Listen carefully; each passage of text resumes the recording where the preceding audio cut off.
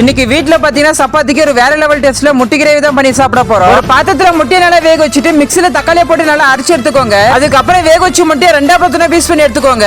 அதுக்கப்புறம் ஒரு பாண்டில எண்ணெய் ஊத்திட்டு கொஞ்சமா சால்ட் மிளகாத்தூளும் போட்டுக்கோங்க. அது கூடவே லைட்டா மஞ்சள் தூளை போட்டுட்டு பீஸ் பண்ணி இந்த முட்டையை பத்தின எடுத்து போட்டுக்கோங்க. அந்த முட்டையை லைட்டா வறுத்து எடுத்து அப்படியே பிளேட்ல எடுத்து வச்சுக்கோங்க. அதுக்கப்புறம் அதே எண்ணெயில கொஞ்சமா சீரகமா போட்டுக்கோங்க. அது கூடவே கொஞ்சமா கறிவேப்பிலை வெங்காயமா போட்டுக்கோங்க. அதுக்கப்புறம் காரத்துக்கு பச்சை மிளகாய் போட்டுக்கோங்க. அது கூடவே கொஞ்சமா இஞ்சி பூண்டு பேஸ்டும் போட்டுக்கோங்க. அதுக்கப்புறம் லைட்டா மிளகாத்தூளும் மஞ்சள் தூளும் போட்டுக்கோங்க. அது கூடவே கறி மசாலா கொஞ்சம் போட்டுக்கோங்க. அதுக்கப்புறம் நைஸா அரைச்சு வச்ச இந்த தக்காளியை பத்தின எடுத்து ஊத்திக்கோங்க. அது கூடவே கொஞ்சமா தயிரும் பத்தின எடுத்து ஊத்திக்கோங்க. அந்த தயிரை நல்லா கடைக்கு விட்டுட்டு தட்டை போட்டு நல்லா மூடி விட்டுருங்க. நல்லா கொதிச்ச பின்னாடி முட்டையை போட்டுட்டு வாசனைக்காக கொத்தமல்லி நல்லா தூவி விட்டுக்கோங்க. ஏன்னா அப்பதான் வாசனை சும்மா நல்லா கமகமான இருக்கும். அதுக்கப்புறம் அந்த முட்டை கிரேவி நல்லா கலக்கி எடுத்துட்டு தட்டை போட்டு மூடிட்டு நல்லா கொதிக்க வச்சு எடுத்துக்கோங்க. அதுக்கப்புறம் அந்த முட்டை கிரேவி வாசனை மூக்குக்குள்ள போய் காது வழியே வெளியே வந்துச்சு. அதுக்கப்புறம் சுட சுட இருந்த சப்பாத்தி கூட முட்டை கிரேவி வச்சு சாப்பிட்டு பார்த்தேன். சப்பாத்திக்கு முட்டை கிரேவி காரசமா டேஸ்ட் அடிப்பொலியா இருந்துச்சுங்க.